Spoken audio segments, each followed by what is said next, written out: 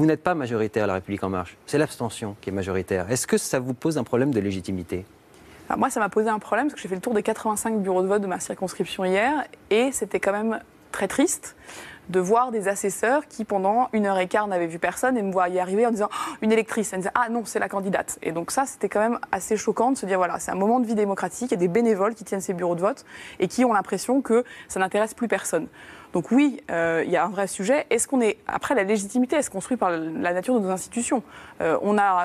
S'il faut qu'on change les règles pour dire que voilà, on doit prendre en compte le pourcentage de vote sur la base du total des inscrits, qu'on veut avoir un seuil minimum d'élections, eh ben, travaillons-y au Parlement.